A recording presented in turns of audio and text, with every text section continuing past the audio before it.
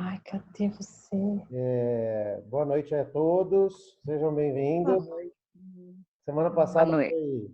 virou um bate-papo, eu, a Cris e a Tassi, né? Foi muito Mas bom. foi bom pra caramba, né, Cris? Nossa, foi top. Oi? Oi, Cris. Aham. Oi, Irani. Como é Tudo que você bem? tá, amor? Tô bem, graças a Levando. Deus. Voltei a trabalhar, né? Voltei a trabalhar meio período, mas estou trabalhando. Graças a Deus. Graças a Deus mesmo. Sei já há uma semana que eu estou trabalhando já. Aham. Bom, deixa eu começar então. Na verdade, esse tema que eu vou falar hoje, tinha deixado Oi, amor. semana passada. Só que, como virou mais um bate-papo, eu vou falar sobre o que eu ia falar semana passada hoje, tá? Eu vou deixar vocês mudas, tá? Pra gente, para poder evitar um barulho de fundo aí. Depois eu libero. Tá todo mundo mudinho agora. A minha ideia hoje é trazer. Eu cheguei a fazer essa reunião no grupo quando eu fazia o grupo presencial lá na igreja, para falar sobre os fundamentos do que é o programa de família, que é o Amor Exigente, né?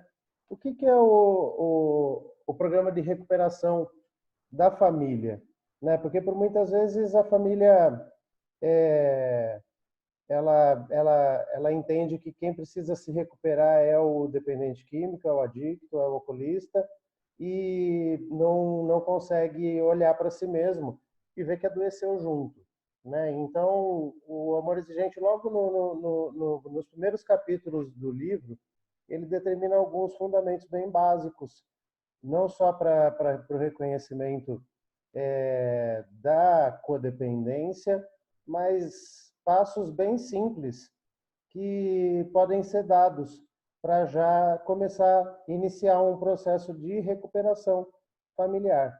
Então, eu já vou compartilhar aqui a primeira tela com vocês, que fala para quem é o amor exigente, né? E aí o amor exigente,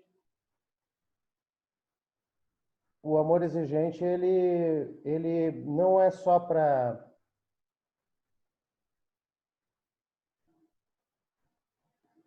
Oi, cadê vocês? Deixa eu liberar o áudio aqui de vocês. Espera aí.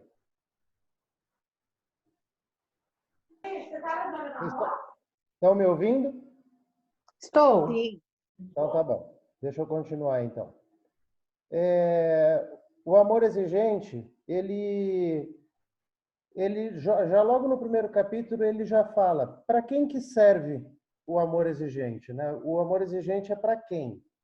E ele já dá um direcionamento para quais pessoas que servem, né, o amor exigente. O amor exigente serve primeiramente, para você, ou seja, para cada um de nós, independente de qual seja o tipo de relacionamento que você tenha com um dependente químico, com um alcoolista, ou com alguém que tenha algum tipo de transtorno comportamental. O amor exigente serve para o casal, para o casal que ou o marido ou a mulher está na posição de dependência e codependência, não importa quem é quem nesse relacionamento. Para os pais, na prevenção de problemas, ou seja, para os pais que ainda, e que tomara que aqueles que ainda não têm problemas com drogas com os seus filhos, tomara que não tenham. Mas o programa de Amor Exigente é um programa principalmente de prevenção. Tá? Então, o programa de Amor Exigente, ele não serve só para pais, que é o quarto capítulo aqui, ó. Para pais com problemas. O programa de Amor Exigente já serve como um programa de prevenção, como uma série de medidas e de atitudes e de mudança de comportamento para os pais, para prevenir problemas futuros. E o Amor Exigente também serve para os jovens. né, que por muitas vezes estão aí à beira de entrar nesse mundo de aventura que é a juventude, onde os hormônios e as vontades e a curiosidade, né, esse espírito desbravador do jovem direciona não sempre para o caminho correto, né, mas que algumas atitudes fazem com que algumas escolhas sejam feitas de maneira mais consciente.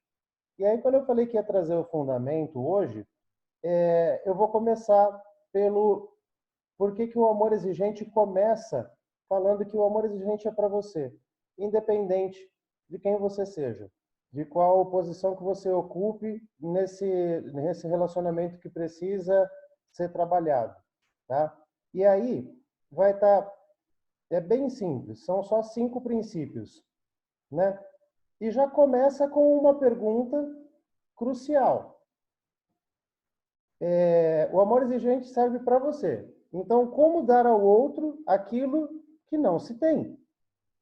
Então, essa é uma pergunta que, por muitas vezes, o codependente precisa se fazer e que, se ele for honesto com ele mesmo, talvez a resposta seja meio dolorosa, né? Por muitas vezes eu posso cobrar equilíbrio, eu posso cobrar educação ou respeito do meu filho ou do meu marido, pontualidade, disciplina, e eu mesmo não ter essas coisas. Então, mais do que nunca, o amor exigente ele precisa ser um programa voltado para si mesmo, né? Para você fortalecer em você o que você precisa ter na sua vida, não para que você cobre do outro depois aquilo que você faz, mas para que você automaticamente, ao ter aquilo que você precisa ter para colocar a sua vida num patamar de equilíbrio, automaticamente uma pessoa equilibrada toma decisões melhores, como eu costumo falar, como eu gosto de falar. Então vamos lá. O ponto de partida do amor exigente é você. Ele começa com cada um de nós, para então expandir-se. Nesse caminho, estabelecem-se 5 metas, que são extremamente simples de serem teorizadas, mas na prática exigem um pouco de perseverança, de paciência, de resiliência e de prática em si mesmo. O primeiro princípio é não procurar causas fora de si mesmo para desculpar-se. O que esse primeiro princípio propõe para cada um de nós? É por muitas vezes a gente não procurar causas fora de nós mesmos para inventar desculpas para justificar os nossos comportamentos ou para justificar a nossa falta, as nossas atitudes ou a nossa falta de atitude. Ah, mas meu marido é isso, ah, mas meu filho é assim, e que tudo, e aí o ambiente, agora o coronavírus e tudo fora de você vira uma desculpa para você não fazer aquilo que você tem que fazer na sua própria vida, né? Isso neurologicamente, numa live que eu fiz no Instagram há uns meses atrás, eu falei que dentro do nosso sistema neurológico existem 6 camadas. A primeira camada é a camada do ambiente, né? E o ambiente é tudo aquilo que está fora de você. E enquanto o ambiente, ou você procurar causas fora de si mesmo para desculpar-se, ou seja, para você justificar, para você desculpar-se ou para você ficar inventando pretextos para não fazer a sua parte, você nunca vai achar as respostas que você precisa, porque as respostas que você precisa estão dentro de você, tá? Então, para mudar você mesmo, você tem que buscar as respostas dentro de você. Ah, meu marido usa droga, ele bebe, ele faz isso, faz aquilo outro. Tudo bem, isso podem ser coisas que realmente transformam o relacionamento num relacionamento doente.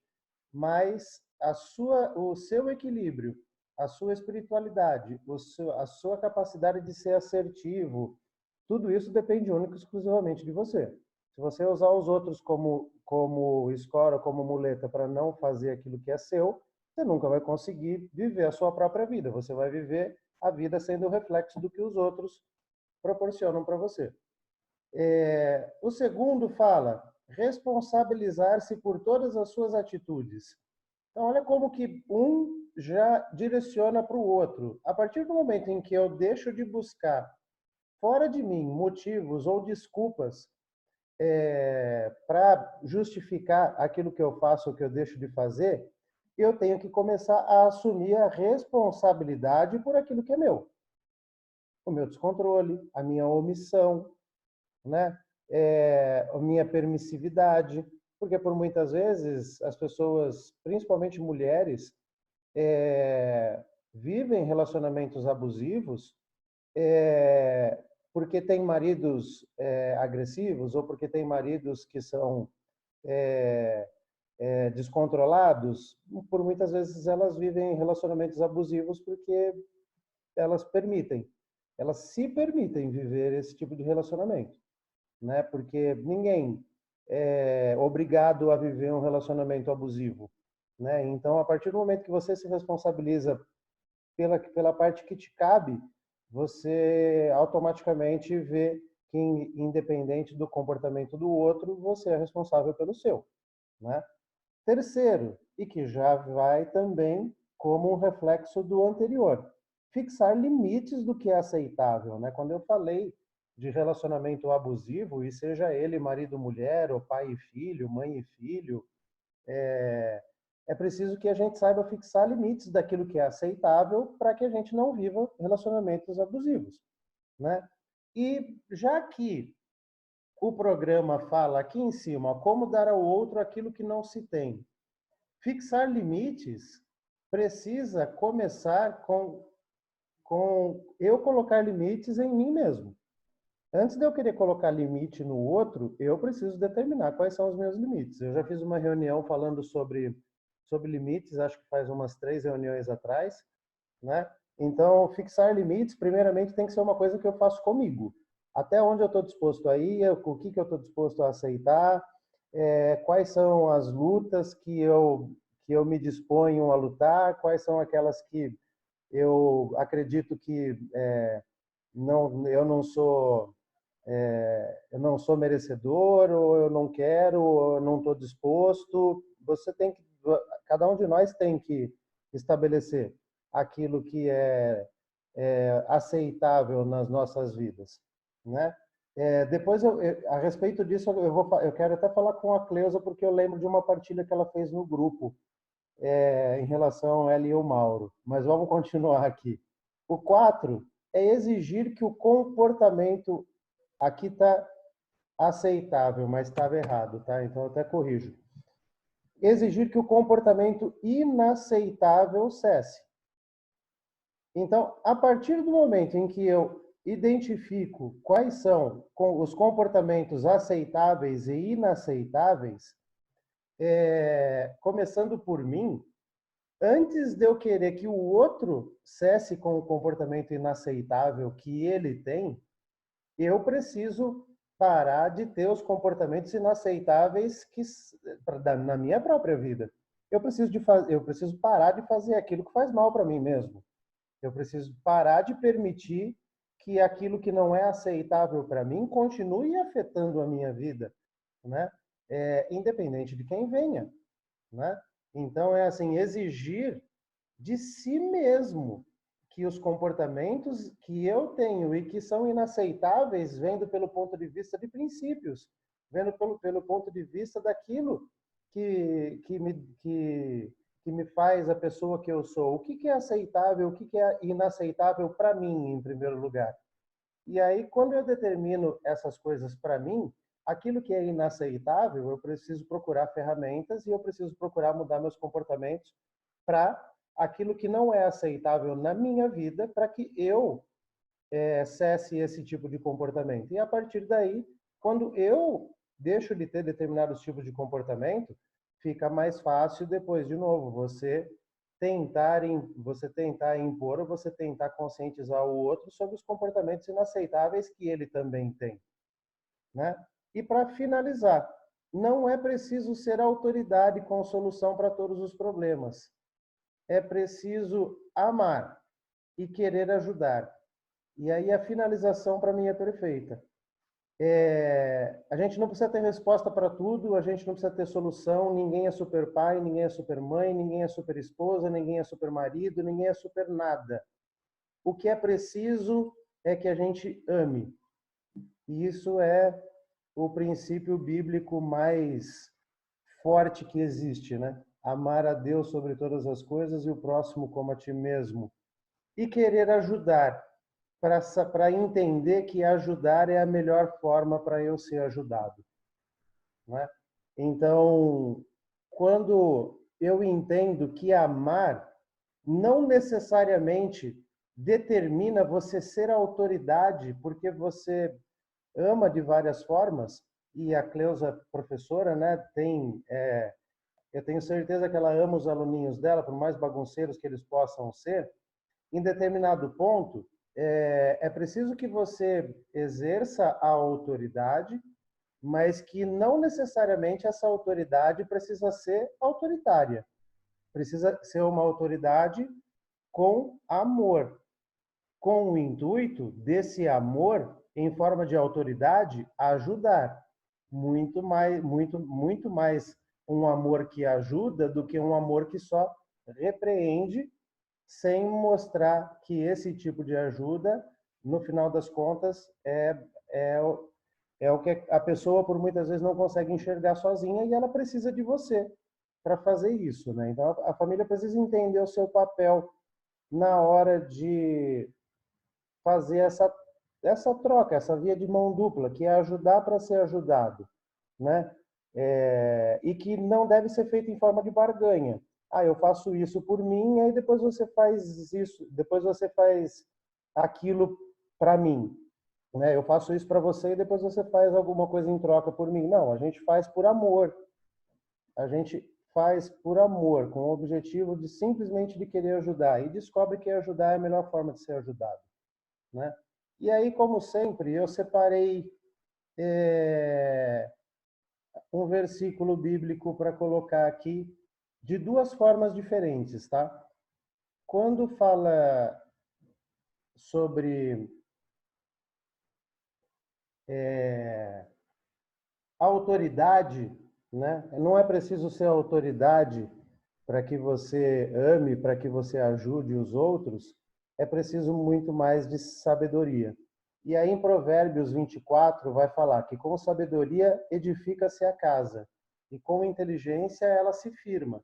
Pelo conhecimento se encherão as câmaras de toda sorte de bens preciosos e deleitáveis. Eu fiz questão de colocar essa imagem em primeiro lugar, porque esse versículo fala que com sabedoria edifica-se a casa. E a casa, eu quis retratar nessa primeira imagem como o lar, como a família, tá? Então, com sabedoria, com inteligência, o lar, a família se edificam. Pelo conhecimento, você vai preenchendo os cômodos dessa casa com todos os bens preciosos e deleitáveis. Mas eu não queria que vocês enxergassem somente por esse ponto de vista. Eu queria que vocês enxergassem como cada um de nós sendo essa casa. E que o preenchimento da casa que eu sou, que é a minha, que não é só a minha morada, a minha moradia, mas que estão vendo? Não é só a minha moradia, mas é a morada do Espírito Santo em mim. Com sabedoria se constrói a casa e com discernimento se consolida. Pelo conhecimento, seus cômodos se enchem do que é precioso e agradável. Com o que eu estou construindo, com o que eu estou consolidando e com o que eu estou preenchendo os cômodos que é a casa que sou eu, né? Que são que são os meus princípios, os meus valores, que é aquilo que me faz ser o que eu sou. Então, essa casa que sou eu está sendo edificada de que forma? Eu estou deixando que qualquer tipo de material entre nessa construção? Eu estou permitindo com que as paredes sejam construídas de qualquer jeito, eu estou mobiliando com qualquer tipo de móvel, eu estou deixando com que os outros façam a decoração da casa que é minha com o que eles acham mais conveniente, não necessariamente com aquilo que eu gostaria de que tivesse na minha casa, que sou eu mesmo, porque por muitas vezes a gente se enche de sentimentos que são sentimentos que vêm dos outros e a gente não consegue sentir os próprios sentimentos. Então, com sabedoria, com discernimento, é que a gente vai se consolidar como identidade, como ser humano, e que com esse discernimento e com essa sabedoria, a gente vai preenchendo os cômodos que é essa casa que somos nós, né? Com aquilo que é precioso e aquilo que é agradável, né? Aquilo que é aquilo que é agradável a mim, não necessariamente aos outros, porque se você for preencher a sua casa com aquilo que é agradável aos outros, você vai mobiliar a sua casa buscando deixar os outros confortáveis. E por muitas vezes deixar o outro confortável pode colocar você numa posição de desconforto, né? E viver uma relação de codependência por muitas vezes é isso. É você tentar fazer pelo outro tudo para que o outro viva uma vida um pouco melhor, ou que ele tenha menos problemas, ou que você, por muitas vezes, faça para ele ou por ele aquilo que ele deveria estar fazendo, e no final das contas você está bagunçando a sua vida, né, para que tudo isso possa ser feito, né? Então, o que eu queria trazer para vocês era isso hoje. Queria dar boas-vindas para a Larissa, que hoje está... Vou até tirar ela aqui. Tudo bem, Larissa? Tudo bom? Hoje não está no Consegui? estacionamento? Não, hoje eu tô em casa. Hoje não vai acabar a bateria? Não, tá quase, 27%. Ah, mas vai dar tempo. Fica tranquila. Deu tempo, deu tempo. Então, Obrigada. como você é a pessoa mais importante aqui hoje, eu acho que você pegou aí uma boa parte do que eu falei. Eu vi que você entrou mais ou menos na metade. É, Mas dentro do que você ouviu e daquilo que você está buscando, né, vindo aqui participar da nossa reunião, como é que... Para de falar mentira aí, ó. E aí, ô Cezão? Você vai para o grupo, você deixa sua mulher participar da reunião aqui, ó. Não atrapalha ela, Tá não. manipulando ela aí, ó. agora a família inteira quis falar oi. Mas para mim tá tudo certo, é reunião de família mesmo. É, Então, Larissa, queria perguntar para você, como é que tá essa casa que é você? ah, minha casa tá um pouco bagunçada, mas por circunstâncias também alheia a entrada desse novo morador, né? Ah, Então, assim, mas com relação a isso, eu acho que eu estou bem certa do que eu quero. Entrei com consciência, sabendo do que, talvez não de tudo, mas sabendo do que eu poderia estar vindo enfrentar, né? Então, é lógico que eu não tenho, assim, uma experiência de lidar com o problema da adicção tão, assim, de perto. Nunca lidei com isso dentro da minha família, né? Mesmo porque a minha família é eu, minha mãe e meu pai. Então, não tive, assim. Mas, em se tratando desse novo morador, ele é tranquilo, né? Lógico, tem os pontos aí que, engraçado que ele mesmo me ensina, olha, manipulação, não sei o quê, ttt. Mas eu acho que eu tô assim, caminhando. A única dificuldade mesmo que eu venho encontrando para conseguir me equilibrar mesmo e deixar a minha casa organizada Uhum. é o ponto da recaída, né? Então, isso me desestrutura, que não são muitas, não é toda hora, não é pontual, assim, é uma coisa bem pouca, mas que me desestruturou, talvez porque eu não estivesse esperando, né? Assim, vivenciar isso tão cedo, tão rápido, mas Uhum. eu tô tentando, tanto que eu tô buscando, mas eu acho que o que mais pega mesmo para mim é isso.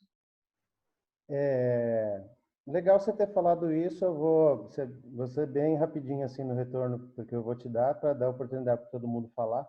É assim, o César podia estar até ouvindo o que eu vou falar para você, tá? Uma coisa que o codependente precisa entender é que a recaída é uma coisa comum, mas não deve ser uma coisa normal.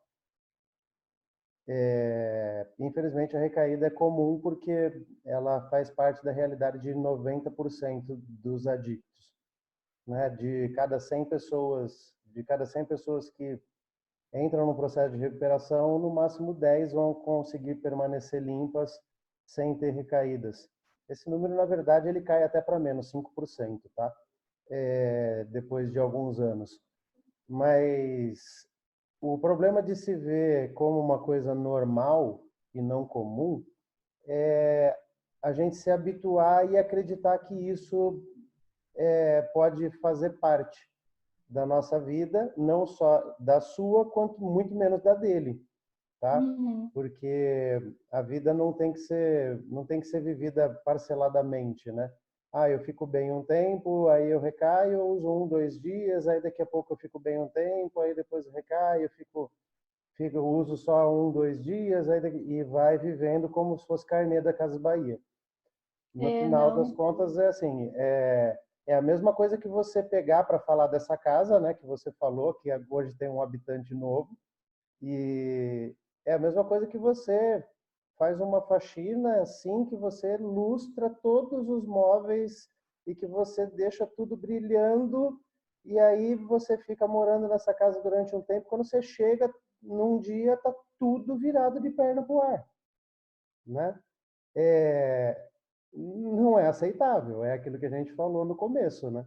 Não deve ser uma coisa aceitável, por mais que seja entendível, tá? Mas nem para você, nem para ele, tá? Porque no final, de novo, cada um precisa fazer a sua parte. Então, você está vindo buscar informações, você está vindo buscar conhecimento, já é uma demonstração aí de que você está na busca. E ele também, né, quando ele te fala a respeito da manipulação e dos defeitos que ele tem, fica tranquila, quando ele fala isso, ele está falando só fragmentos da realidade como um todo, viu? É muito pior do que você imagina, tá? Não, eu falei brincando e sério ao mesmo tempo. Mas eu gostei quando você falou, tá, que você, quando entrou no relacionamento, você estava consciente e você sabia. Então, essa consciência vem no versículo que eu coloquei de Provérbios, né? Com sabedoria, discernimento, a gente constrói, a gente vai edificando.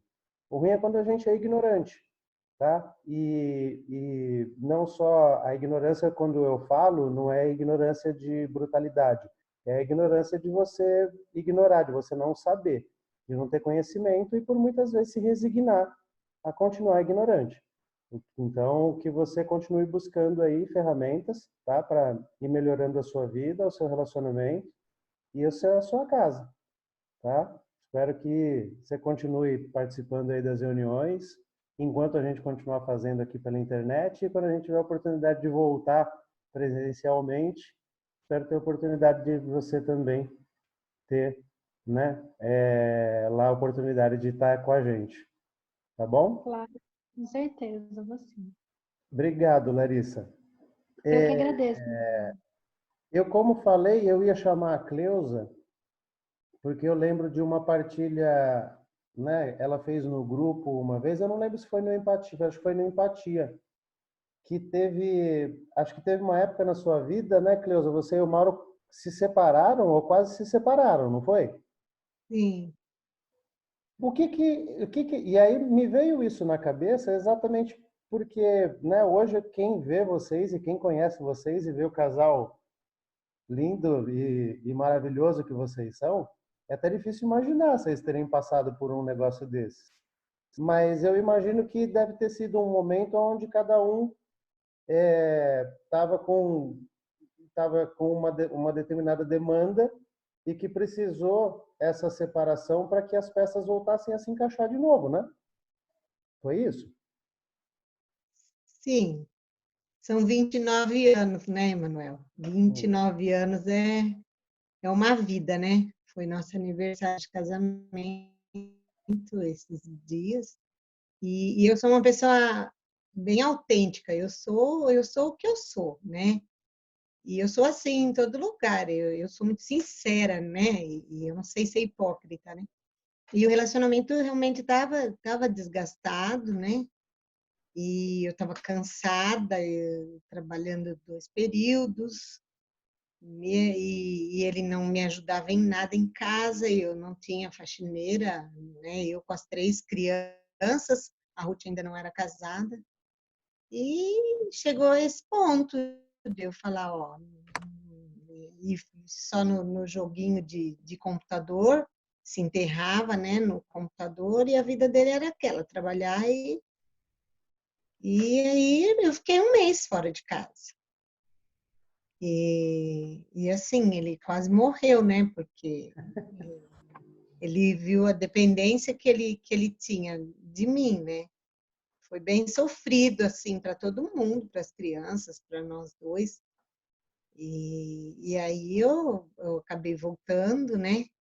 E muita coisa mudou, né? De vez em quando a gente tem que retomar, porque, assim, algumas promessas que foram feitas às vezes são quebradas, mas a gente conversa, tem as discussões lá e a gente chega, né?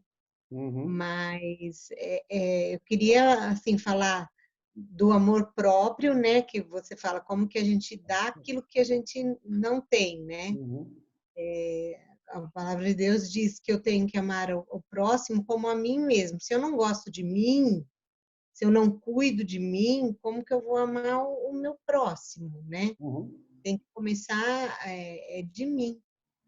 E, e aí acontece, né? A gente é humano, a gente é falho, mas nós sempre tivemos uma coisa assim, um temor a Deus muito grande, né?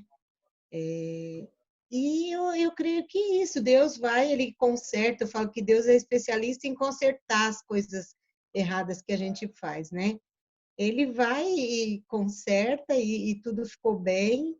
E graças a Deus a gente está aqui, né? Se mantendo e acabando de criar nossos filhos. É fácil? Não é. A gente sabe que relacionamento não é nem um pouco fácil, né? Mas o pastor Cláudio Duarte, aprendi uma coisa com ele recentemente, que a gente sempre fala assim, ó, a gente sempre aprendeu assim, né?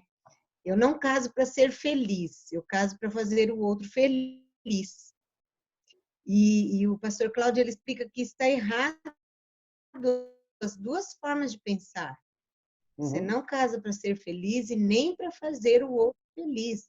Você tem que ser feliz e dividir essa felicidade com alguém, independente de você estar casado ou não. Eu tenho que ser bem resolvida comigo primeiro, né? Porque ninguém faz a gente feliz. Todo mundo tem defeitos e qualidades. Vai chegar uma hora que vai ser difícil, e a gente vê que essa nova geração ela é mais difícil de permanecer casada. Hoje o divórcio é muito mais comum do que na minha época, né? Na minha época a gente casava e aguentava assim tudo e ficava casado, né? Não é o meu caso, eu sou feliz no meu casamento. Mas a gente vê quantas mulheres infelizes, né? Quando você fala dos abusos, né? Das mulheres que apanham e continuam ali casadas. Eu e o Mauro temos muito respeito. Mesmo quando foi para eu sair de casa, a gente sentou na sala e a gente conversou. A gente não briga, não quebra pau, assim, a gente conversa, né? E chegamos num consenso. E é isso, não é fácil, né, relacionamento, mas eu tenho que gostar de mim, eu tenho que ser bem resolvida comigo. Eu tenho falado isso muito para a Ruth, né, que fica aí tentando. Falei, ó, você já viu que não adianta casar, descasar, casar, descasar. Ninguém faz a gente feliz. Nós temos que ser felizes, né? E conviver com os defeitos, porque o filho, eu falo, o filho, o amor da gente é incondicional por ele, né? Uhum. Ele erra, né? Quem aí é codependente sabe que se preocupa muito mais com o filho que tem problema, né? Que às vezes se envolve no caminho de droga. Esse filho dá muito mais preocupação do que o outro e você acaba até não é que você ama mais, né? Pelo fato de você se preocupar, porque dá mais trabalho, você sofre mais, né, por esse filho. Mas o amor de mãe e com filho é incondicional, né? Mas é isso, a gente tem que se gostar, eu tenho que me amar. E a respeito da sabedoria, tem uma fala muito interessante que fala assim, o inteligente, ele aprende com os erros dos outros. O inteligente, ele aprende errando, com os erros dele. E o sábio, ele não precisa errar para aprender. Ele aprende com os erros dos outros. Ele vê, ele observa, né? E ele vê que ele não precisa errar, não precisa quebrar a cara para se consertar, né? Uhum. Ele, só de ver, ele aprende, né? Esse é o sábio, né?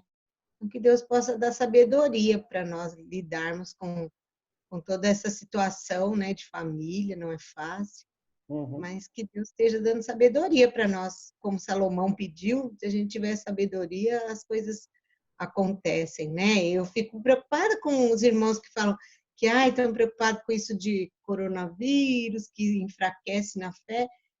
Eu não consigo enfraquecer na fé. Eu vejo Deus permitindo tudo isso e que isso vai passar e que a gente tem que tirar isso como lição, né, para a nossa vida. E nada é à toa, Deus está no controle de tudo, né, que está Uhum. acontecendo. E é isso. Legal. Muito, né? Você foi falando, eu fui fazendo anotaçõezinhas aqui, ó. É, Eu vou dar 4 pinceladas em cima do que você falou. Você falou que de vez sim, em quando você tem que dar uma cobradinha, porque algumas promessas que são feitas são quebradas, né? sim. Para cada uma de vocês que está aí, ó, principalmente as esposas, entendam uma coisa: promessa não foi feita para ser cumprida, promessa foi feita para ser quebrada.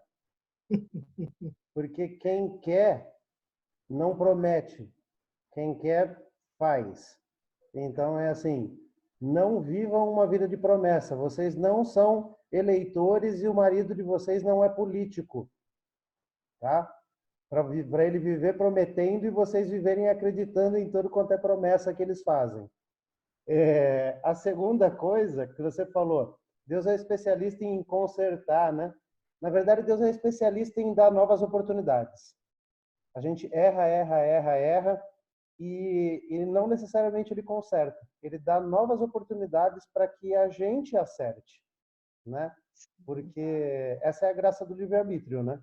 A gente ter novas oportunidades aprendendo com os erros, como você falou, não só nosso, mas dos outros, e é por isso que a gente está aqui tudo junto, compartilhando sabedoria.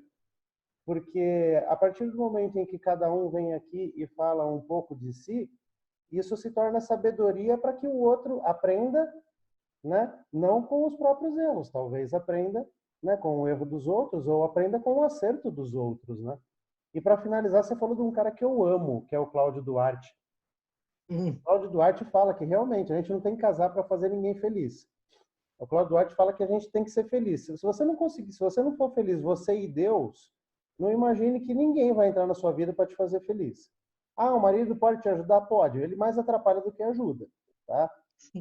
Então, se você não for feliz, você e Deus, você vai colocar pessoas na sua vida e essas pessoas talvez mais te atrapalhem a você a ser feliz do que elas te ajudem, né? Porque tem muita mulher que casa para essa frase dele, tá? Tem muita mulher que casa para fugir do opressor que é o pai e no final das contas se junta com o carcereiro que é o marido, né? Então é assim, seja feliz primeiro, né? Porque ser solteiro na definição da palavra, ele fala isso numa ministração dele, ser solteiro é ser feliz, é ser pleno. E tem muita gente que casa antes de ser tudo isso, né? E depois vai buscar no casamento essas coisas. Não, então esteja bem resolvida, seja feliz você mesma e depois você junta com alguém. Aí você pega a sua felicidade, junta com a felicidade do outro, aí sim vocês vão viver uma felicidade mais plena, né? Deixa eu abrir aqui para a Cris. A Cris já tentou fazer muita gente feliz, né, Cris? Sim, muitas. Mas aí eu vi que eu tinha que ser feliz, né? Uhum. Meu primeiro casamento foi assim, né? Eu casei achando que era tudo aquilo que eu queria para mim, mas enfim, quando eu fui para a igreja, o pastor foi muito, né, assertivo comigo. Ele falou: Cris, você já parou para pensar que você casou? Você já teve muitas coisas no seu passado, desde criança, muito sofrimento. Você já imaginou que você casou para ser mãe 3 vezes? Eu falei: não, nem imaginava, né? Eu queria ser mãe, mas... E eu vi que o sofrimento que eu passei no meu casamento, não tive coragem, assim, me separei, que nem a Cleusa falou. Fiquei 1 ano morando com os meus filhos na minha casa e o meu marido na casa do pai dele. Até o neto completar 18 anos e ir embora de casa, viver a vida dele. E eu fiquei aí, ele voltou para casa por conta do Gabriel, a gente conversou e ele voltou.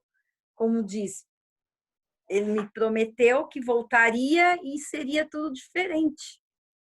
Não, mudou só, ele continuou sendo a mesma coisa.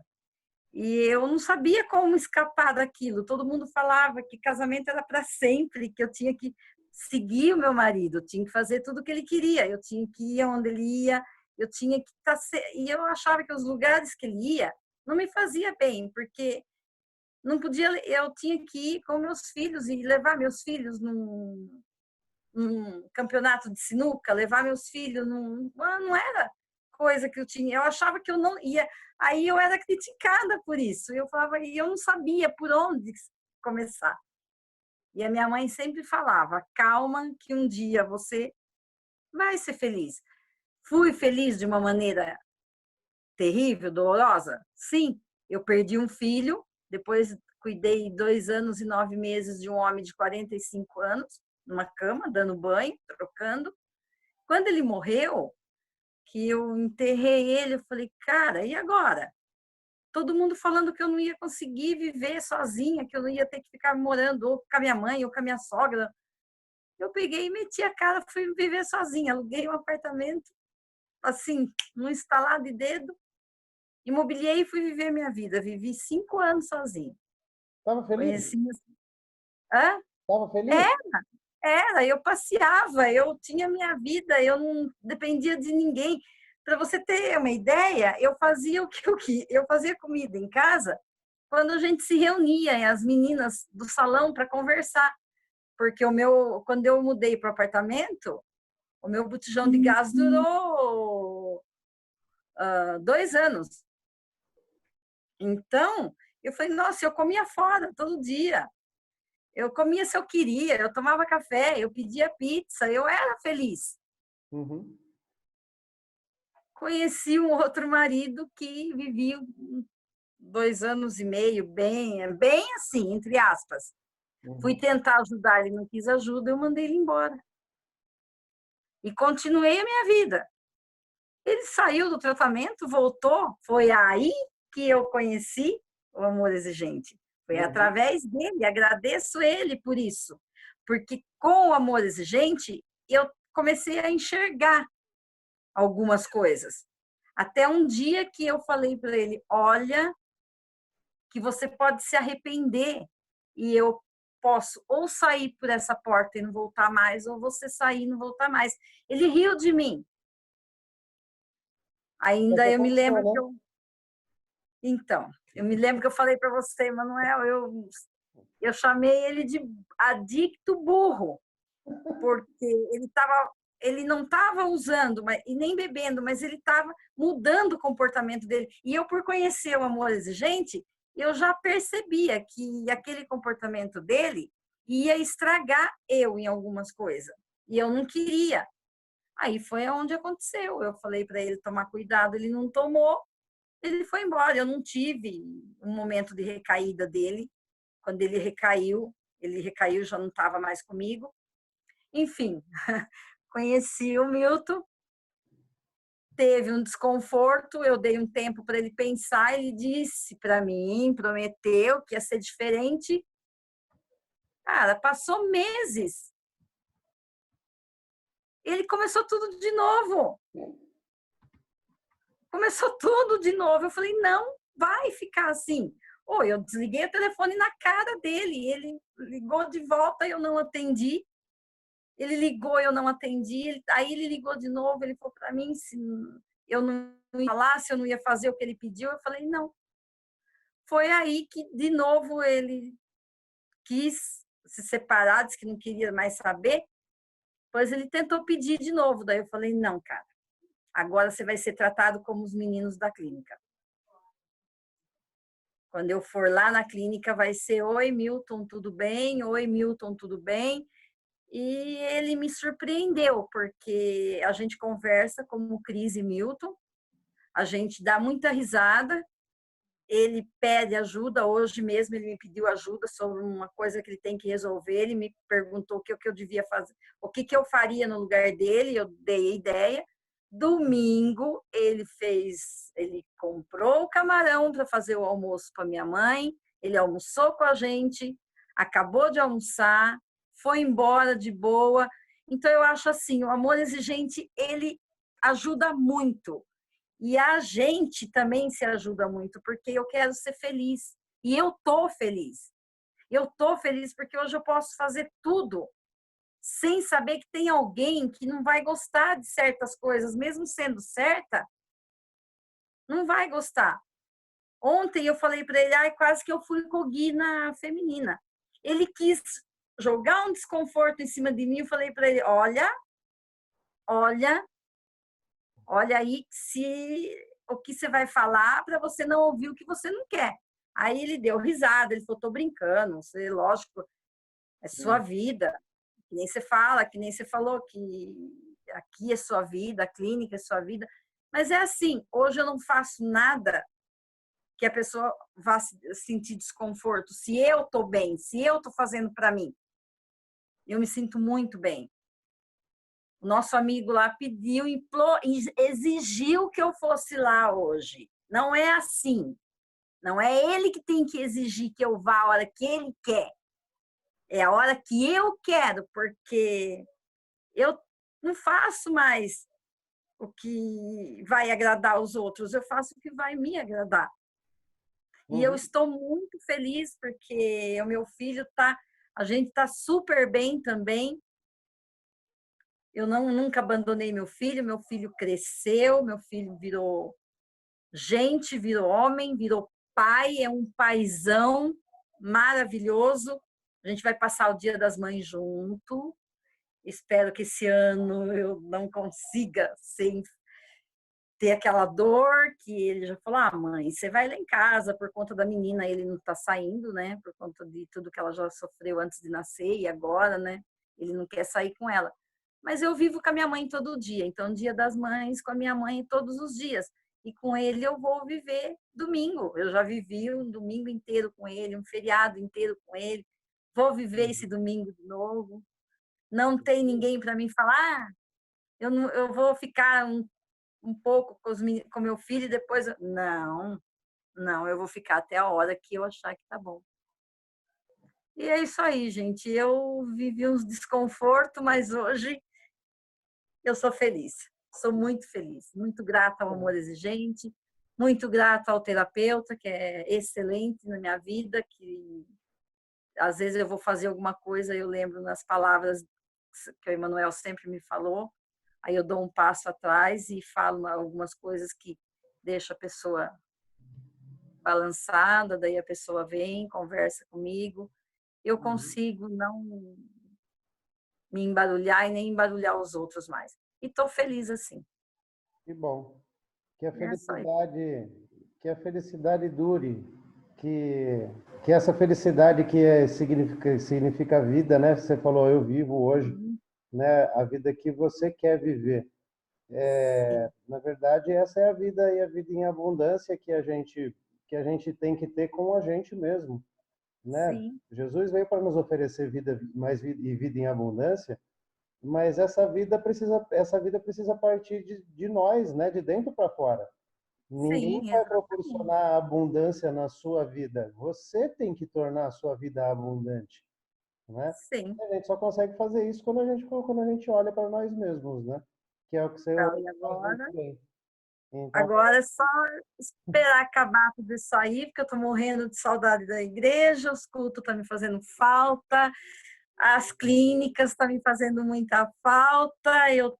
Nossa, é muito assim, mas eu estou conseguindo lidar com isso. Quarta-feira eu estou indo com o Gui lá na Pedreira, é isso aí. já está de bom tamanho. Eu, ele e a Nico arrasamos na quarta-feira, né? Foi muito bom. Mas estamos aí, eu vou lá no Marcos quando me dá vontade, eu pego um Uber e vou, converso com todos os meninos, não converso só com um. Uhum. Estou feliz assim, Que bom. estou feliz. Obrigado, amiga. Obrigada eu. Deixa eu ir para a Kátia, porque eu guardei uma das frasezinhas que a Cleusa falou, né? Que ela falou, né? Que ela não tem nenhum filho adicto, né? Mas muitas vezes uma mãe que tem 2, 3 filhos e que um deles é adicto, por muitas vezes os outros filhos podem se sentir enciumados, né? Porque você dá mais atenção para um do que para outro, tal. E eu nunca vou esquecer essa sabedoria que veio de um homem muito humilde que frequentava o grupo de família. E ele falou bem assim quando o psicólogo que ele frequentava falou: "O seu fulano, você tem que ver que você tem que amar os seus filhos de maneira igual. Você não pode dar só atenção para aquele que está doente, né?" E aí ele virou para o psicólogo e falou para o psicólogo assim: "Quantos dedos você tem na mão?" Aí ele falou: "Tem 5. Você ama todos eles?" "Eu amo." Se você quebrar o dedinho, você vai cuidar de qual dedo? E aí, porque você está cuidando desse que está quebrado, que está doente, você vai deixar de amar os outros 4? Né? Então a gente não é que a gente ama mais ou ama menos porque um é doente ou porque os outros não são. A gente ama de acordo. Pode até parecer assim mal colocada a frase, mas não é, tá? A gente ama de acordo com a necessidade. Cada pessoa tem necessidades diferentes, de amor até, né? Tem pessoas que são mais independentes emocionalmente e o adicto, infelizmente, é uma pessoa que tem carências afetivas e emocionais. Então ele precisa ser amado de forma diferente. E a Kátia, né, que tem o Vinícius, que é o mais velho e tem outros filhos. Não sei se você passou por esse tipo de dilema, Kátia, porque eu conheço pessoas que, né, têm 2, 3 filhos e que, em determinado ponto do relacionamento, os outros filhos questionaram, né? Mas você dá muita atenção, você dá mais atenção para ele do que para a gente e tal. Você chegou a passar por alguma coisa desse tipo? Sim, passei sim. Inclusive, eu já comentei na reunião de família que hoje essa situação está resolvida, graças a Deus, né? Bom. Mas antes era bem complicado, principalmente quando ele morava comigo, que ele estava no uso. Era muito difícil, porque os outros não aceitavam tudo que eu fazia. E é o que você falou, ele tinha necessidades diferentes e eu já conseguia distinguir isso. Só que os irmãos não. Os irmãos ficavam enciumados e achavam que eu amava ele mais, que eu tolerava mais tudo que ele fazia, né? Mas eu sempre consegui lidar bem com essa situação, mesmo às vezes ficando um pouco magoada, porque eles me alfinetavam mesmo. Eles falavam a cara dura que eu amava mais o Vinícius do que eles, que financeiramente eu fazia mais pelo Vinícius do que para eles, né? Então eu tinha que me desdobrar para que isso não virasse uma avalanche, porque eram mais 3, né? Mas graças a Deus, depois que eu comecei também a frequentar o grupo de família, graças a Deus, minha mente abriu, meu coração abriu, as coisas foram fluindo, né? E eu fui trazendo isso para o convívio dentro de casa, graças a Deus, né? E hoje a minha casa, graças a Deus, está bem estruturada, né? Eu estou muito feliz com a recuperação do Vinícius, né? Mas eu tive que aprender a lidar comigo também, né?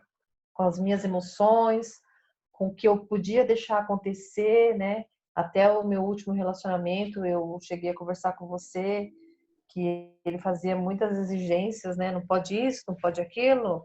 Era um ciúmes infundado. E eu lembro como se fosse hoje que você falou para mim que a hora certa eu ia colocar um ponto nisso. E eu coloquei, né? Foi difícil porque mesmo sendo um relacionamento curto, né? A gente tem sentimentos envolvidos, foi difícil. Até hoje eu tento ainda me desvencilhar, ainda tem uns, né? Não por sentimento, mas porque a pessoa insiste ainda, né? E eu passei muito tempo não querendo magoar outra pessoa, mas não tem jeito, né? Quando duas pessoas não conseguem mais conviver junto, infelizmente uma fica mais magoada que a outra, né? No meu concepimento, assim, na minha visão, é isso que acontece, não tem outra forma, né? Por mais que a gente tome certos cuidados e tudo, mas isso acontece. Mas eu aprendi que eu tinha que ser feliz, que eu tinha que colocar limites em muitas coisas para que a minha vontade prevalecesse. E é o que você falou. Eu não tinha como eu fazer alguém feliz se eu não estava feliz, né? E hoje eu sou uma pessoa feliz, graças a Deus. Principalmente porque amanhã fazem 8 meses que meu filho está limpo, Glória a né? Deus. Para mim é uma tremenda alegria e tá vendo cada dia, graças a Deus, até o momento a gente não passou por nenhuma recaída, né? Espero em Deus que a gente não passe, mas eu tenho consciência dentro do meu ser que se isso acontecer, eu vou ter que saber lidar com essa situação, né? Eu já tenho um preparo assim, porque eu só vou saber a minha reação se isso acontecer. Espero em Deus que não aconteça, né? Uhum. Mas ao mesmo tempo eu tenho que estar preparada psicologicamente e emocionalmente, porque eu sei que é um risco que pode ocorrer. Porque ainda mais que a gente está no grupo de família, a gente está envolvido nas clínicas, então a gente vê isso todos os dias, né? E isso aflige um pouco meu coração, mas eu tento entregar isso na mão de Deus e falo, Senhor, seja feita a tua vontade, né? Até aqui tem funcionado, graças a Deus. Estou muito feliz porque ele se tornou um novo homem, um pai maravilhoso, um filho adorável, graças a Deus. Um irmão muito melhor, né? Tudo melhorou. O pacote Então hoje completo, né? graças a Deus, com um pacote completo. Às vezes eu olho para ele e fico admirando, porque eu falo, meu Deus, só Deus mesmo, né? Ele sempre foi muito carinhoso, principalmente comigo, mas na dicção acaba atrapalhando muitas coisas, né? No comportamento, as mágoas, né?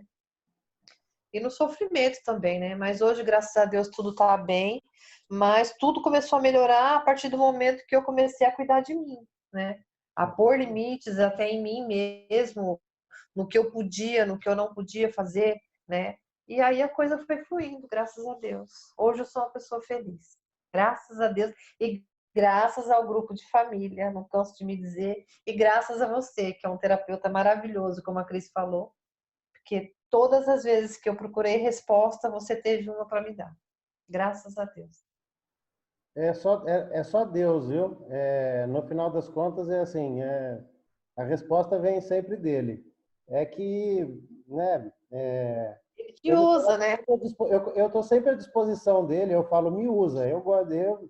Ao contrário de mulheres que gostam de relacionamentos abusivos e são usadas pelos seus maridos, eu não, eu adoro ser usado por Deus. Então, pode continuar me usando, viu, Deus? Quem quiser, e se tiver que ser através de Amém. mim, que seja. Eu não ligo, não. Amém. Usa à vontade. Usa, abusa, para mim tá tudo certo. Mas fico Amém. feliz por você, amiga. Amém. Deixa eu ir para a Jéssica, que quando estava só eu, ela e a Cleusa, ela falou sobre, né, a saudade, que é inevitável, né, Jéssica? Muito.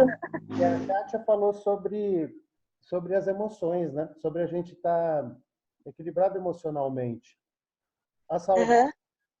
né? Eu gosto sempre de pontuar, né, que não tem sentimento bom e ruim. Tem sentimento mal vivido, tem sentimento mal administrado. A saudade talvez seja um dos sentimentos mais mal administrados que o ser humano vive, porque a saudade é um sentimento que a gente tem só daquilo que a gente ama. Ninguém tem saudade de ser mordido de cachorro. Ninguém tem saudade de Verdade. bater o dedinho na quina da parede. Ninguém tem saudade de tomar choque. A gente só tem saudade Uhum. daquilo que a gente ama.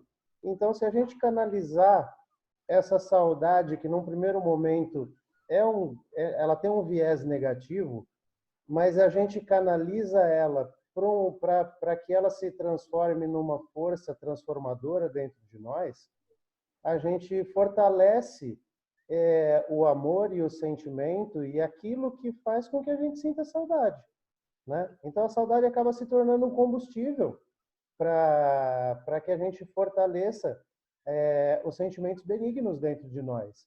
O que nos une às pessoas que a gente tem saudade. De novo, você não tem saudade da pessoa que te magoou. Você não tem saudade de uma pessoa que te feriu. Né? A gente tem saudade só daquilo e daqueles que a gente ama.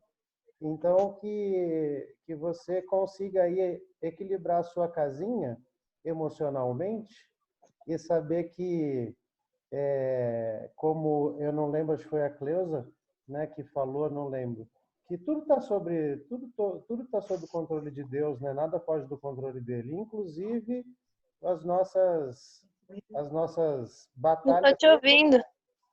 né? Tá ouvindo? Agora eu tô. Ah, tá. Então, Tá travando. ah, você tá. A casinha sua tá como, Jéssica? Tirando a saudade. Ai, tá difícil. Ai, mudou toda a rotina da vida, né? Tinha outra vida. Uhum, Mudou tudo. E agora que ele tá lá, eu tô aqui na casa da minha mãe. É uma outra rotina, né? Querendo ou não. Tenho a estrutura da minha família aqui comigo, lógico. Eles me dão muito apoio.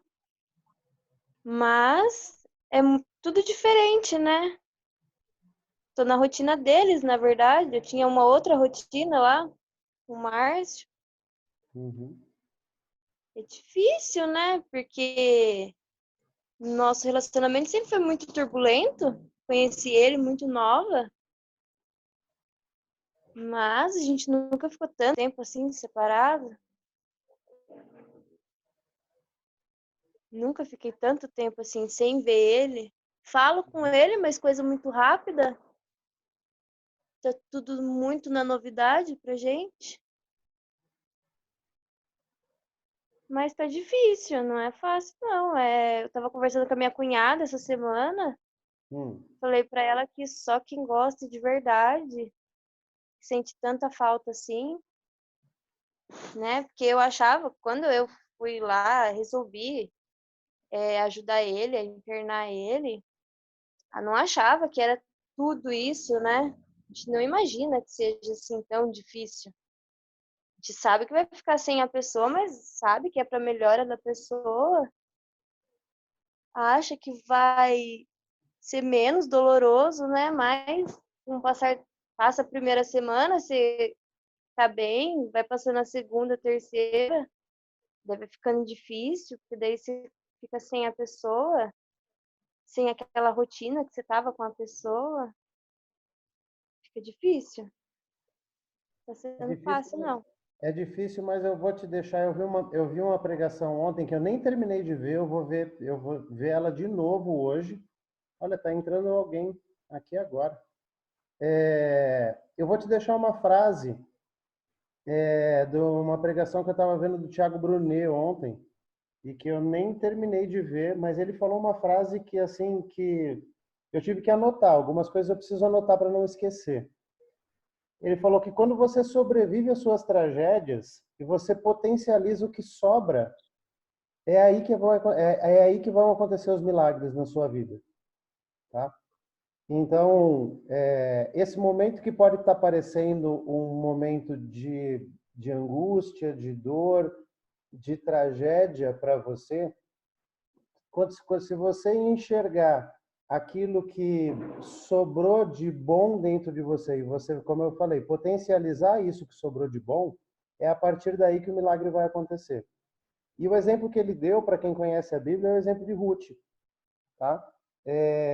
Ruth, quando ela perde o marido, né, o que sobra para ela é a liberdade e é o amor que ela tinha à sogra dela, né? E ela potencializou o amor que ela tinha. E aquele amor fez com que um milagre acontecesse na vida dela, que foi ela conhecer Boaz mais para frente e se casar. Uma mulher já divorciada não, viúva, que no final das contas teve a vida não só restaurada, mas ela teve um milagre que aconteceu na vida dela porque ela soube potencializar, porque Noemi, que era sogra dela, deu liberdade para que ela fosse viver a vida dela. E ela preferiu viver o amor. Ela preferiu viver o amor que ela tinha por aquela senhora. Falou, onde você estiver, eu vou estar. O Deus que você servir, eu vou servir. O que você fizer, eu vou fazer. E a partir do momento que ela venceu a tragédia e que ela potencializou o amor que ela tinha, o milagre aconteceu na vida dela. Então, fica tranquila que você vai sobreviver, que você vai superar essa saudade e tudo que você está passando, e que depois disso o melhor ainda está por vir, tá? Verdade, tenho fé, eu creio nisso. Amém. Essas reuniões estão sendo muito boas para mim. Que legal, que bom. Deixa eu ver aqui, Gisele?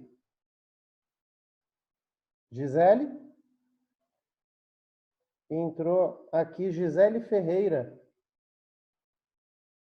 É a sua amiga, Kátia? A Gisele É ela Ferreira? mesmo, é ela. Ela entrou, mas acho que ela está sem áudio e sem vídeo. Eu estou tentando falar com ela aqui. Tá bom. Enquanto isso, eu vou chamar a Tássia aqui. Para deixar a Irani. A Irani, eu estou vendo ela dando umas pescadinhas ali, mas está ouvindo tudo. Como é que tá a sua casinha, mulher? Minha casinha está em processo de, não construção, mas de acabamento. Porque é dia após dia, né? A gente nunca vai conseguir deixar ela 100%. Porque na hora que tiver 100%, a gente vai estar na glória com Deus, né? Minha casa, ela não é como ela era antigamente, mas eu projeto uma casa bem melhor do que aquilo que meu pensamento possa alcançar. Porque eu estou entregando, sabe, na mão de Deus, entregando assim os meus dias na mão de Deus. E eu creio que a maneira que Ele conduzirá todas as coisas é a melhor do que eu possa fazer, né? Uhum. E assim, ouvindo todo mundo falar um pouquinho, saudade, nossa, eu já passei, não sei se todo mundo sabe, que eu sou de falar um pouco do que eu passei. Eu já internei 2 filhos, né? Então, assim, eu sei que é estar nessa, que nem a Jéssica está passando com o esposo que está internado, essa saudade, né? Que dá. Só que, assim, a gente pode utilizar a saudade de 2 formas, de forma negativa ou de forma positiva. E há possibilidade de fazer isso, sim. Porque ou a saudade ou pode deixar a gente no mar de amargura, ou pode utilizar a saudade para crescer como pessoa, para crescer espiritualmente. Eu falo isso porque é por pura experiência. Tem momentos na minha vida que eu me permito, não muito tempo, mas alguns minutinhos, me fechar dentro do meu quarto e ali chorar de saudade. Mas assim, sou eu que determino o tempo. Por quê? Porque senão vai se tornar amargura, né? E não vou obter crescimento com isso. Então, assim, a gente que escolhe a maneira que vamos trazer para a nossa vida situações que passamos, né, para crescimento ou não. E o que eu queria falar também, nossa, deu um branco agora. Era mais a respeito disso mesmo, da saudade, da casinha, né? Nossa, eu ia falar um monte de coisa, mas vai sumindo tudo. Aí, como eu sou bem louco, olha só o que veio na minha cabeça, né? Como Pode falar. eu falei, quando eu fiz essa reunião, eu citei a Ellen estava no grupo e eu citei a passagem do filho pródigo. E o filho pródigo, quando ele está lá comendo comida de porco, o versículo seguinte fala assim: e caindo em si, ele vê que os funcionários do pai dele comiam melhor do que ele estava comendo, né? Então é assim, para a pessoa cair em si é porque ela estava em qualquer outro lugar menos em si própria, né? Uhum, Então, a Tassi falou, né, arrumando a casinha. Não tem como você arrumar a sua casinha se você estiver fora da casinha. Não sei perfeito. se vocês entenderam o trocadilho, tá? Então é assim, não tem como você arrumar a sua casinha se você está fora da casinha. Então, em primeiro lugar, volta para a casinha, tá? Organiza ela e aí depois fica mais fácil você saber quantos você consegue acomodar dentro da sua casa, sem que os hóspedes te deixem desconfortáveis dentro da sua própria casa, né? Lembrei que ia falar, Manu. Foi. Eu lembrei que ia falar. É a questão da gente, muitas vezes, que vive com a codependência, né? É que a gente, muitas vezes, a gente quer mudar o nosso, né? Nossa família, nosso filho, nosso esposo, seja o que for. A gente quer mudar a pessoa sem olhar para dentro de si, sabendo que, na verdade, quem precisa de mudança somos nós mesmos. Eu falo porque eu vivi muitos anos como codependente de filhos, como codependente de ex-marido também. E porque quando eu sabia que quando eu tinha que olhar para mim, para dentro de mim, eu ia ter que viver o maior confronto da minha vida, porque é mais fácil eu tentar mudar o outro da minha visão do que mudar a mim mesmo. Só que isso é um erro, porque eu nunca vou mudar o outro, né? Então, quando eu fiquei, até o momento que eu fiquei tentando mudar as pessoas, eu estava ficando doente cada dia mais. E quando eu decidi deixar cada um fazer da vida o que quiser, olhar para mim, começar a mudar a mim mesmo, as minhas atitudes, desde as mais simples até as mais aparentemente complicadas, as coisas começaram a fluir. Então, quer dizer, mesmo hoje tendo um filho que ainda vive da maneira que ele vive, mas eu me considero codependente. Eu vivo a minha vida, eu sou feliz, eu estou feliz, porque eu decidi ser feliz dessa forma. Então, é isso que eu queria falar. Legal. Oi, Gisele, tudo bem? Oi, tudo bem? Olha, conseguiu. Entrou no finalzinho, mas conseguiu, hein? Se Deus quiser, semana que vem eu entro no comecinho, se Deus quiser. Mas seja bem-vinda, viu? Obrigada. Que bom que você conseguiu entrar, tá? Eu jogo essa reunião está sendo gravada, tá? Então depois eu jogo ela no Facebook. Depois, se a Kátia quiser compartilhar com você, para você que se você puder assistir, tá? Sim. A gente meio que já está terminando. Eu vou deixar a Irani falar e vou concluir com você, tá? Porque eu Tá ok. quero saber o que te trouxe até aqui. Mas eu vou para a Irani e já volto para você, tá bom? Tá ok, obrigado. E aí, dona Irani? Aí, meu padrinho. Tudo bom?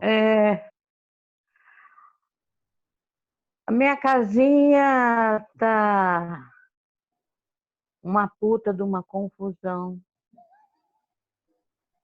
Porque eu sou uma diquitaça. 11 anos, 12 meses de adicta. Agora eu tenho que tomar conta da minha filha. Não sei como fazer isso. Só o poder espiritual mesmo para me ajudar. Me irrita quando eu peço uma ajuda para você, você manda aqueles print e você não conversa comigo. Me dá um sacudidela, mas eu estou pedindo a Deus. Está indo. Entre dia 9 agora, dia 10, eu vou para minha casa. Aí eu, Milena, Isabela, Que bom. adotei também Hum. a Isabela. Falta de uma, tenho duas. Estou com medo, muito medo, de não conseguir vencer essa batalha.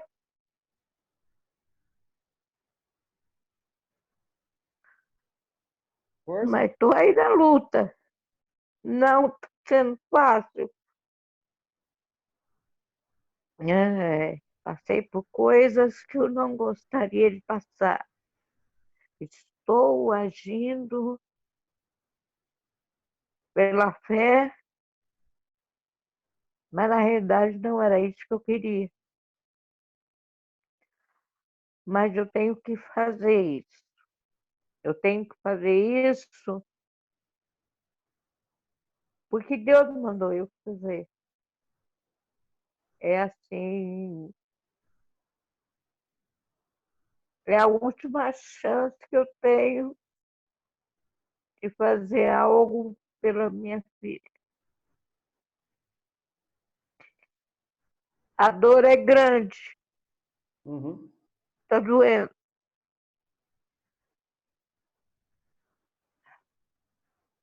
Força. Não, por enquanto não dá para eu ser eu. Mas eu estou tentando. Eu escrevi para você que eu precisava de colo, mas eu estou orando, orando muito, estou jejuando bastante, porque meu pai ficou calado comigo de novo. Uhum. Ele está trabalhando. E eu quero estar trabalhando e não está fácil. Por um lado, eu estou contente, porque eu vou mudar para minha casa, né? Quer dizer, tive que ser dura esses dias, me impor, porque não é só o que elas querem, é o que eu quero. Eu quero o meu espaço, porque eu quero receber o meu pessoal, sabe? Eu quero receber minha vida, ter a minha vida. Elas têm os princípios delas, cada um com a sua vida, mas os meus princípios eu quero que respeite. Não respeitou de um jeito, não respeitou de outro. Aí eu respeitou no grito, e aí eu luto. Doeu, machucou, mas foi na luta.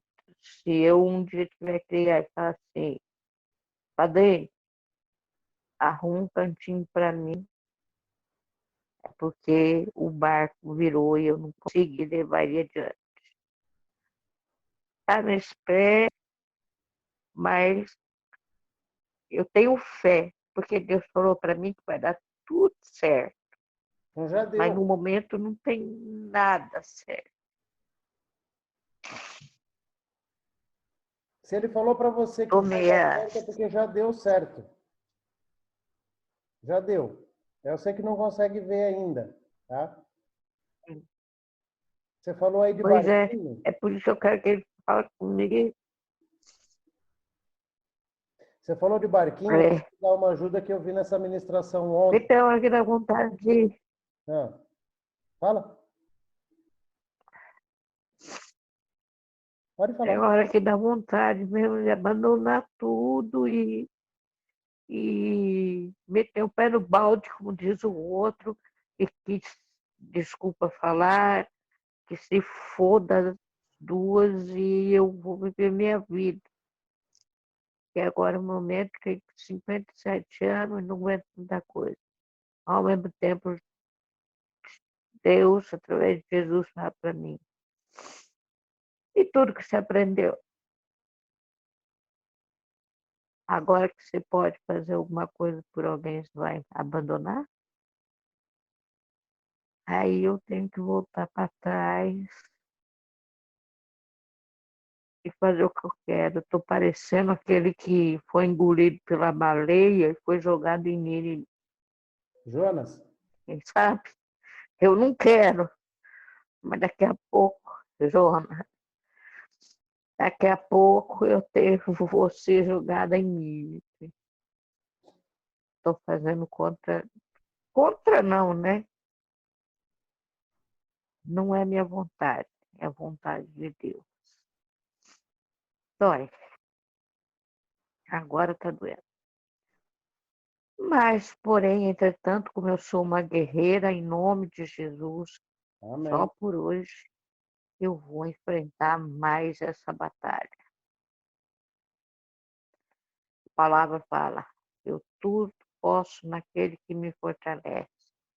Nenhum fardo será colocado nas suas costas se você não puder carregá-lo. Então, eu vou carregar o meu. E Deixa eu esse te dar. pessoal falou assim que eu estava cochilando. Pode Vou falar. falar. Não, é que eu quero te. Você falou aí Mas no não meio do falo. caminho que seu barquinho virou. Hum. No final das contas, não virou, tá? Porque se tivesse virado, você tinha se afogado, tinha morrido, não estava aqui. Na verdade, o seu barquinho está no meio da tempestade. Mas se no barquinho tiver Jesus, pode ter a tempestade que for, é o lugar mais seguro do mundo. Então continua nele. Se Jesus está nele, não precisa se preocupar. Quem controla e quem domina a tempestade é ele, mulher, né? Então, seu barquinho pode estar atravessando essa tempestade, mas mantenha Jesus dentro do barco, que eu tenho certeza que não só ele não vai afundar, mas quando a tempestade passar, o milagre vai acontecer na sua vida de uma maneira que você nunca imaginou. Falou. Amém? Amém. Eu te amo, viu, meu padrinho? Tamo junto. E Te eu amo vou muito. conseguir o colchão para você, pode ficar tranquila, viu? Pelo menos um eu vou conseguir. Tá bom? Então tem que correr atrás de outro, que é duas, né? Eu e a Milena. Fica tranquilo que vai chegar, tá bom? Tá. Então você me confirma um. Isso, pode Eu ficar tenho, tranquila que um já está ganhado já, tá bom? então eu vou ter que correr atrás de outro. Vamos correr, vamos arrumar. Quem souber aí, viu, pessoal? Tiver um colchão de solteiro ou conhecer alguém que tenha um colchão de solteiro para doar ou tiver disponibilidade aí para estar ajudando a nossa irmã, ela está precisando de um colchão de solteiro, tá bom? Então, como a gente está aqui para se ajudar de todas as formas possíveis e imagináveis, sejam elas psicológicas, emocionais ou até financeiras, né? Então, aproveita a oportunidade para estar fazendo esse pedido aí para quem tiver notícia, quem souber, que ou se alguém tiver, né? A nossa companheira, nossa amiga está precisando, tá bom? E eu tenho certeza, fica tranquila que Deus vai te prover, tá, minha irmã? Te amo também. Tá ótimo. Beijo. Muito obrigada a vocês. Amém. Beijo. E eu saí agora, porque já entraram 1000 vezes aqui no quarto. Você reparou? Uhum. Eu tenho que preparar a janta da minha filhota, quer dizer, do meu neto, porque ele está morrendo de fome e ele quer comer a minha comida. Então eu tenho que preparar, porque quando ele quer comer, ele quer comer. Uhum. Então lá vai eu dar uma de vó. E só peço a Deus que vocês me ajudem em oração, porque eu estou escrevendo o quarto passo e eu descobri a mágoa. Da onde vem minha mágoa? Que eu consigo escrever e essa mágoa sair, que está doendo. Vai sair, fica Tá tranquilo. bom? Tá bom? Beijo. Beijo para todos. Tassi, Cris, uma mulher valente demais, que eu gosto muito da Cris. Preciso conversar no dia que a gente pudesse encontrar, conversar pelo menos um dia, nós duas juntos, sentar assim num lugar e nós conversar o dia inteiro, Cris, porque A hora que você pelo que quiser. você passou, estou precisando do teu apoio. Chama ela no Minha zap. amada, Chama ela no zap depois, Cris. beijo para todos. Beijo. Vou chamar ela no zap. Tá bom.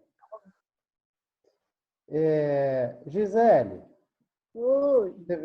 você chegou aqui, você chegou a Kátia te convidou, né? Sim, Então, é assim, você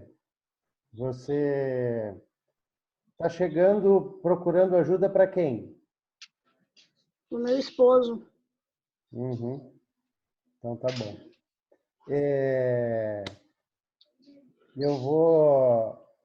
Aliás, não é só para ele, né? Para nós, né? Porque somos uma família. Eu, ele e uma criança de 7 anos. Aí já melhorou um pouquinho, tá?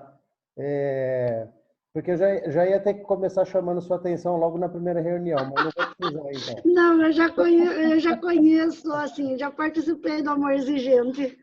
Ah, então tá bom. Então, ó, que bom que Então, você... não é só para um, é para todos. Isso, que bom. Então, ó, que você consiga semana que vem estar entrando, né? Sim, Já que você conseguiu, então vai ficar mais fácil semana que vem. Agradeço aí sim, a Kátia de ter te convidado, tá? sim, eu também. Independente da gente poder se encontrar pessoalmente ou não, a ajuda sempre tem disponível e a gente está aqui para isso mesmo, Sim. para ajudar uns aos outros. Espero que semana que vem você possa entrar para a gente conhecer um pouquinho da sua história, para você também poder participar mais da reunião e que a ajuda que você precisa não vai chegar, já chegou, tá? Amém. Tenho total convicção disso. Tá bom? Amém. Amém. Obrigado. Então, eu desmudei todo mundo. Queria agradecer aí a todos. Né? A Larissa hoje conseguiu ficar até o final. No meio do caminho deu frio, ela colocou um roupão ali. Tá frio. Tá frio na sua casa. Na casa da Cris, na casa da Kátia, tá calor. Elas estão de regata.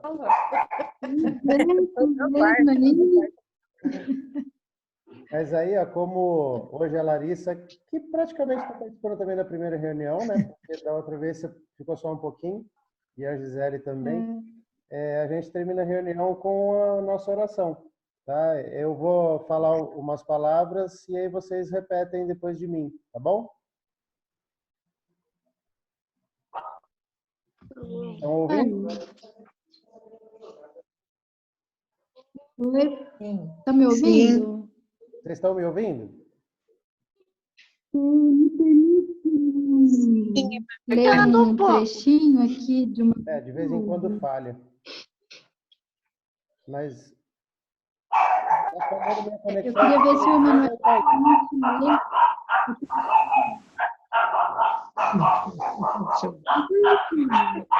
É um cachorro bravo, hein?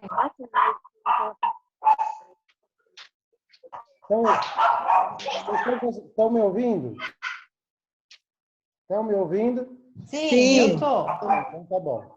Então vamos lá fazer a oração. Sim. Eu seguro a minha mão na sua. Repitam. Eu seguro a minha mão na Sua. E uno meu coração ao seu.